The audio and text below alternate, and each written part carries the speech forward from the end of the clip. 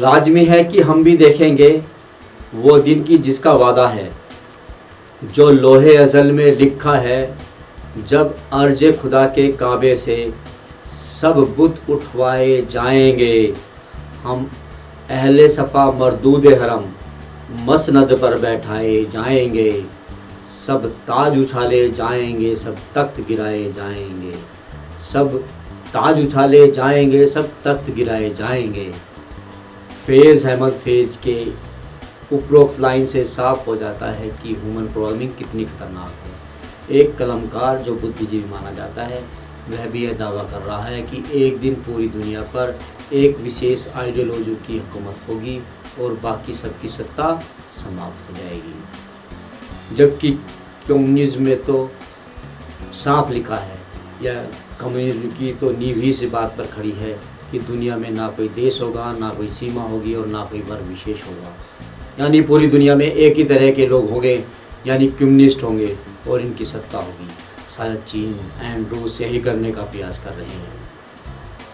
Democracy को समझने के लिए सर विंस्टन चर्चिल, जो यूनाइटेड किंगडम के प्रधानमंत्री थे और नोबेल प्राइज विनर हैं, के एक वक्तव्य पर नज़र डालते हैं।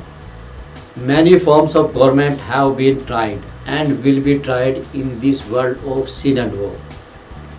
No one pretends that democracy is perfect or all wise.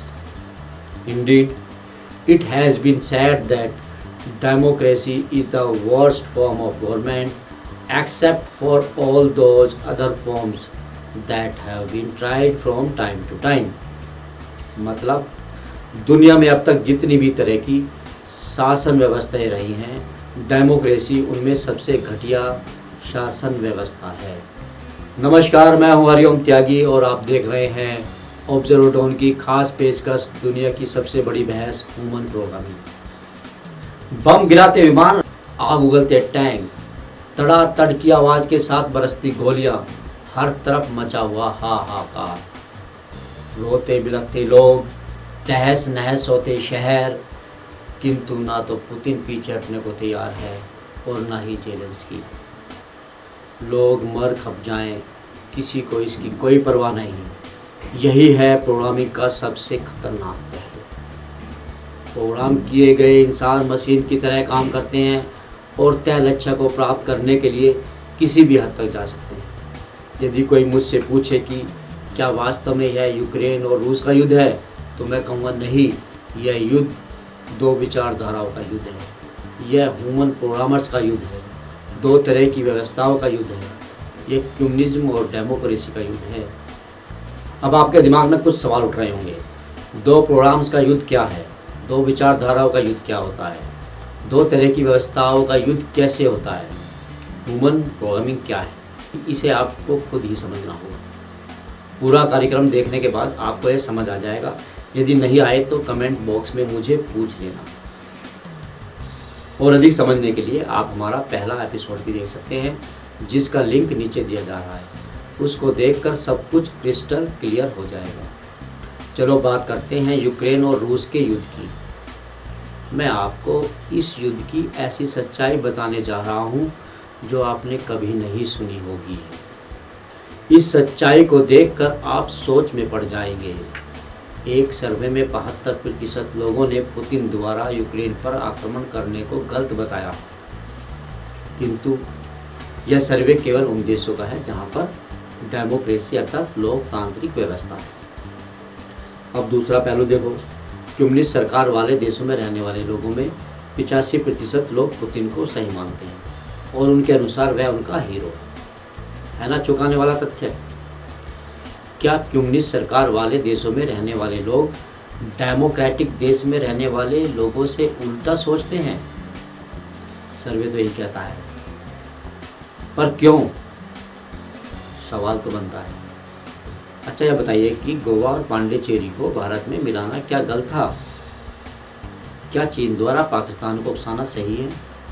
क्या हर भारतीय यह सपना नहीं रखता कि POK पर आक्रमण करके उसे भारत में मिला लिया जाए? क्या भारत को अच्छा लगता है नेपाल चीन के हाथों की कठपुतली बन जाए?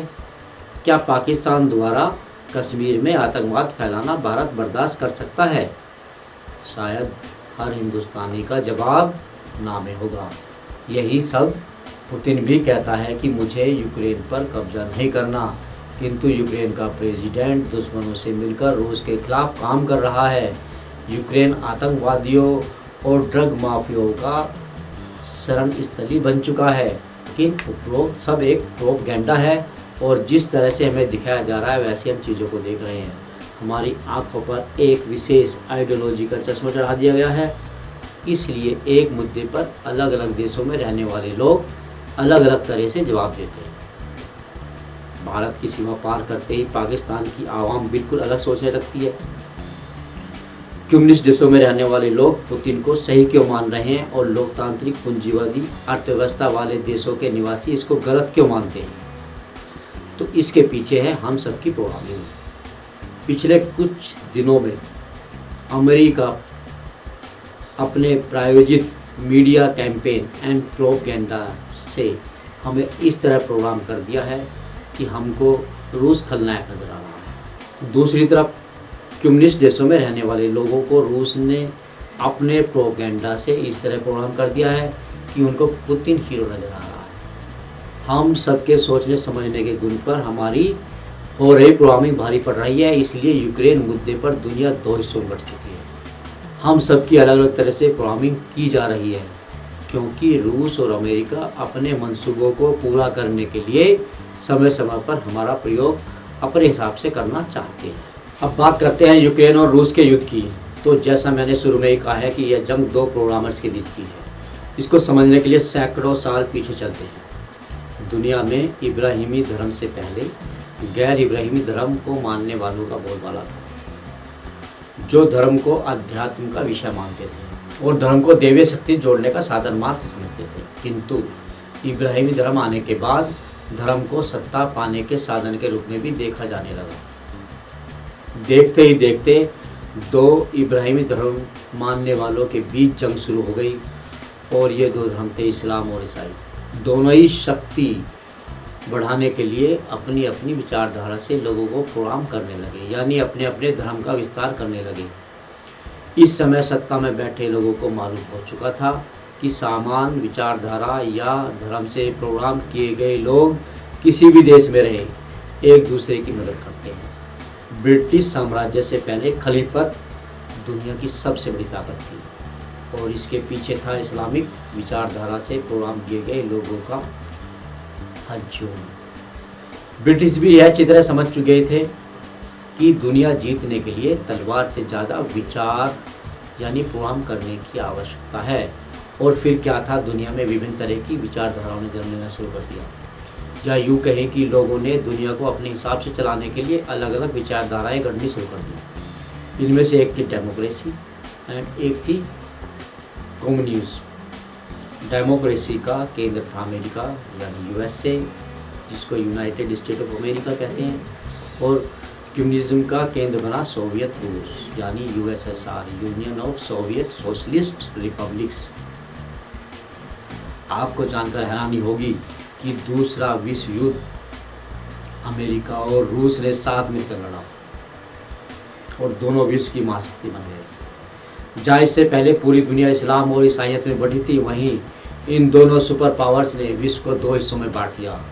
एक वह जो रूस यानी कम्युनिज्म से चलेगा और दूसरा वह जो डेमोक्रेसी से संचालित होगा। इस तरह इस्लाम और ईसाइयत की जगह इन दोनों ने ले ली।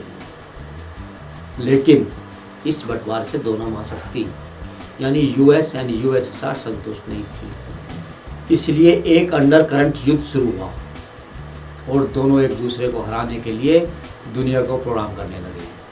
अर्थात अब युद्ध लोगों के दिमाग में लड़े जाने लगा। दोनों देश लोगों को प्रोग्राम करने लगे, एक दूसरे के प्रभाव वाले देशों में गृह युद्ध करवाना, सैन्य ताकत भेजकर तख्ता पलट करवाना इन दोनों ताकतों के लिए आम बात थी। एक दूसरे से खुद को शक्तिशाली साबित करने के लिए दोनों महाशक्तियों में अप्रत्यक्ष युद्ध शुरू हो गया। अमेरिका विद्वान बर्नार्ड मनेस बारूच ने इसे कोल्ड वार यानी शीत युद्ध का नाम दिया। दूसरे वर्ल्ड वार के बाद घटनाक्रम बड़ी तेजी से बदलने लगे और अमेरिका ने इस कोल्ड वार यानी शीत युद्ध में शीघ्र ही बढ़त हासिल कर ली। इस समय तक दुनिया में केवल यूएसए ही न्यूक्लियर पावर था और रूस न्यूक्लियर पावर बनने की तरफ बढ़ रहा था। कम्युनिज्म एंड डेमोक्रेसी दो अलग अलग तरह के प्रोग्राम हैं जिनसे दुनिया को प्रोग्राम किया जाता है। यदि आप यह जानना चाहते हो कि दुनिया को इनसे किस तरह प्रोग्राम किया जा रहा है तो हमें कमेंट करके बताएं। हम इस पर अलग से बात करेंगे और अलग से इस पर कार्यक्रम बना सकते हैं। रूस और अमेरिका के बीच प्रोग्रामिंग की इस वार को कोल्ड वार के अलावा डिप्लोमेटिक वार, प्रोपेगेंडा वार जैसे नामों से भी नवाजा गया, लेकिन असल में यह वार ऑफ प्रोग्राम्स है। रूस ने ईस्टर्न यूरोपियन देशों के लोगों को कम्युनिस्ट विचारधारा से प्रोग्राम करना शुरू कर दिया और देखते ही देखते Poland, Yugoslavia, Hungary, Romania, Bulgaria को कम्युनिस्ट विचारधारा से प्रोग्राम करके वहाँ पर कम्युनिस्ट सरकारें स्थापित करवा दी। इससे अमेरिका बौखला गया और दुनिया के अन्य देशों को कम्युनिज्म से बचाने के लिए अमेरिका ने 1947 में मार्शल प्लान शुरू किया, जिसके तहत वेस्टर्न यूरोपियन देशों को इकोनॉमिक असिस्टेंस दी जाने लगी। बदले में रूस ने मोलोतोव प्लान लॉन्च कर दिया। उस समय अमेरिका के प्रेसिडेंट ट्रूमैन थे और ट्रूमैन ने अपने नाम से ट्रूमैन डॉक्ट्राइन भी बनाया। इसके तहत भी यूरोपीय देशों को मिलिट्री एड एंड आर्थिक सहायता प्रदान की जाती थी और की जाती है। वेस्टर्न यूरोपियन देश लालच में अमेरिका के साथ हो लिए। दूसरी तरफ ईस्टर्न यूरोपियन देश में रूस ने कम्युनिस्ट सरकार बनवाकर कम्युनिज्म यानी साम्यवाद का दबदबा कायम रखा। इस तरह से दुनिया eastern block and western block में विभाजित हो गई और उनको विभाजित करने वाली लाइन को कहा गया आयरन कर्टन।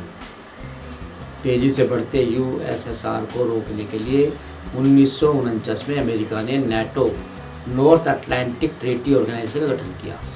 अमेरिका के संगठन नेटो के जवाब में रूस ने वार्साओ पैक्ट बनाया। नेटो नॉर्थ ब्लॉक देशों का एक आर्मी अलायंस था, जिसमें यह कहा गया है कि इसके सदस्यों पर यदि कोई आक्रमण करता है तो सब देशों पर आक्रमण माना जाएगा और सब मिलकर उसके विरुद्ध युद्ध लड़ेंगे। लेकिन वास्तव में इसका मकसद था साम्यवाद के प्रसार को रोकना। अमेरिका की इस चाल के बदले रूस ने चीन में माओ जेडोंग द्वारा कम्युनिस्ट सरकार चाइना ऑफ रिपब्लिक की स्थापना करके खुद को शक्तिशाली बना लिया। तो अमेरिका ने चीन को एक देश के रूप में मान्यता देने से ही मना कर दिया और कम्युनिस्ट चीनी सरकार को यूएनओ का सदस्य बनने से यह कहकर रोक दिया कि यह एक असंवैधानिक सरकार है। इसके अलावा अमेरिका ने चैंग काई शेक के नेतृत्व में ताइवान में पूंजीवादी सरकार स्थापित करवा दी और इस सरकार को चीन की असली सरकार बताकर यूएनओ में ताइवान को परमानेंट मेंबर बनवा दिया। अब आप समझ रहे होंगे किस तरह से दो देश दुनिया को अपने अपने हिसाब से चला रहे थे। एक तरफ रूस दुनिया पर कम्युनिस्ट विचारधारा थोप रहा था, दूसरी तरफ अमेरिका दुनिया में पूंजीवादी अर्थव्यवस्था लाना चाहता था। प्रोग्रामिंग का यह खेल विभत्स होने लगा और लोगों के खून बहाकर सरकारें बनाई और गिराई जाने लगी। ग्रीस में एक तरफ तो रूस लोगों को कम्युनिज्म से प्रोग्राम कर रहा था तो दूसरी तरफ अमेरिका उसे राष्ट्रवादी सोच से। नतीजन पूरा ग्रीस दो तरह से प्रोग्राम कर दिया गया और फिर जैसा कि सबको मालूम है गृह युद्ध हुआ। कम्युनिज्म एंड नेशनलिज्म में बटे लोग एक दूसरे की जान लेने लगे। इस खूनी खेल के अंत में अमेरिका के प्रभाव वाली सरकार सत्ता में आई। यह सिलसिला चलता हुआ कोरिया भी जा पहुंचा और आज भी कोरिया दो हिस्सों में बटा है और दोनों कोरिया एक दूसरे के खून के प्यासे हैं। एक के साथ रूस खड़ा है तो दूसरे के साथ अमेरिका। वियतनाम युद्ध में अमेरिका खूनी खेल किससे छुपा है? यह वही डेमोक्रेसी का कारनामा है जिसे हमने अपने सर आंख पर बढ़ा रखा है। 1961 में इंडिया भी दुनिया की तीसरी महाशक्ति बनने की होड़ में लग गया और उसने अमेरिका के नेटो और रूस के वार्सो पैक्ट के जवाब में नॉन अलाइंड मूवमेंट यानी नाम कुछ अरब देशों के साथ मिलकर बनाया। पर इंडिया के पास न तो कोई अपना ओरिजिनल प्रोग्राम था, ना ही अपनी कोई विचारधारा। वह खुद कम्युनिज्म एंड डेमोक्रेसी को मिक्स करके देश चला रहा था। नतीजन इंडिया का यह प्रोग्राम टाइट साबित हुआ। अमेरिका तेजी से कम्युनिस्टों के पर कतर रहा था, जिससे रूस परेशान था। उस समय क्यूबा में कम्युनिस्ट सरकार थी। सोवियत रूस ने अमेरिका को सबक सिखाने के लिए अमेरिका की सीमा से सटे देश क्यूबा में अपनी मिसाइलें तैनात कर दी। बदले में अमेरिका ने भी अपने न्यूक्लियर फ्लीट से क्यूबा को घेर लिया और दुनिया तीसरे विश्व युद्ध से कांप गई। किसी तरह से यह युद्ध रुका, तब जाकर दुनिया की सांस में सांस आई। प्रोग्रामर्स अपनी विचारधारा से प्रोग्राम करने के लिए किसी भी हद तक जा सकते हैं, और आपको यकीन नहीं होता तो याद करो सोवियत अफगान युद्ध। उस समय अफगानिस्तान में रूस के सपोर्ट से सरकार चल रही थी। अमेरिका ने इस सरकार को गिराने के लिए एक आतंकवादी संगठन मुजाहिदीन, जो बाद में अलकायदा बना, के साथ मिलकर काम किया। यह वही आतंकवादी संगठन था जिसका लीडर ओसामा बिन लादेन था और जिसने बाद में अमेरिका को ही बम धमाकों से डरा दिया। प्रोग्रामिंग कर किस तरह दुनिया को बर्बाद किया जा सकता है, यह ओसामा बिन लादेन ने दुनिया को दिखा दिया। कम्युनिस्ट अपनी अर्थव्यवस्था को बेहतर बनाने में चूक गए और 1991 में आते आते उनकी अर्थव्यवस्था असफल हो गई। नतीजन सोवियत रूस बिखर गया। अब अमेरिका दुनिया की इकलौती सुपर पावर बनकर पूरी दुनिया को राइटिस्ट या डेमोक्रेसी नामक प्रोग्राम से प्रोग्राम करने लगा। किंतु कम्युनिज्म भी पीछे नहीं था। उसने अपना रूप बदल दिया और वह अमेरिका और उसके प्रभाव वाले देशों में सोशलिस्ट, लिबरल, वेलफेयर, इक्वलिटी जैसे खूबसूरत लिबास ओढ़कर घुसने लगा और अमेरिका सहित तमाम डेमोक्रेटिक देश को कमज़ोर करने लगा। आप लोगों को याद होगा कि यूएसए प्रेसिडेंट बाराक ओबामा ने एक बार कहा था कि रूस अब एक क्षेत्रीय देश बन चुका है और वह सिर्फ एक पेट्रोल पंप है। कम्युनिस्ट पुतिन उस समय कुछ नहीं बोला, लेकिन उसके मस्तिष्क में आज भी अमेरिका के ये वाक्य गूंज रहे होंगे। वक्त के साथ कम्युनिस्ट रूस मजबूत होने लगा और वह अपना पुराना स्वरूप अख्तियार करने लगा। पुतिन सोवियत रूस के हिस्से रहे देशों को अपने साथ रहने का संकेत देता रहा है और जिन देशों ने पुतिन की यह बात मान ली उनको उसने सपोर्ट भी किया। जिन देशों ने अमेरिका के साथ जाने की कोशिश की उनके विरुद्ध उसने प्रॉक्सी या डायरेक्ट वार शुरू कर दी और उसी वार का एक नतीजा है यूक्रेन युद्ध, जो वास्तव में यूक्रेन के खिलाफ ना होकर अमेरिका के खिलाफ है, अमेरिका की लोकतांत्रिक पूंजीवादी व्यवस्था के खिलाफ है। जिस दिन अमेरिका में कम्युनिस्ट सरकार बन जाएगी उसी दिन अमेरिका और रूस एक साथ खड़े होंगे। दुनिया के तमाम डेमोक्रेटिक कंट्री आज मूक दर्शक बनकर तमाशा देख रहे हैं। किसी की इतनी हिम्मत नहीं कि कोई उसके खिलाफ कार्रवाई कर सके। यह तो केवल शुरुआत है। वह दिन दूर नहीं होगा जब कम्युनिस्ट के खिलाफ बोलने वालों को कुचल दिया जाएगा। डेमोक्रेटिक देश धीरे धीरे कमज़ोर हो रहे हैं और कम्युनिस्ट देश शक्तिशाली हैं। डेमोक्रेटिक देशों के कमज़ोर होने के पीछे का किस्सा फिर कभी बयां करेंगे। यूक्रेन और रूस का युद्ध प्रोग्रामर्स का युद्ध है। यह युद्ध लोकतांत्रिक और साम्यवादी व्यवस्था का युद्ध है। यूक्रेन ने क्या गलती की, क्यों वह बैटल ग्राउंड बना, कैसे उसे डेमोक्रेटिक व्यवस्था ने प्रोग्राम करके रूस के खिलाफ खड़ा किया, जैसे तमाम रहस्यों से हम पर्दा उठाएंगे अपने अगले एपिसोड में। तब तक आप सब अपना बहुत ध्यान रखिएगा। धन्यवाद।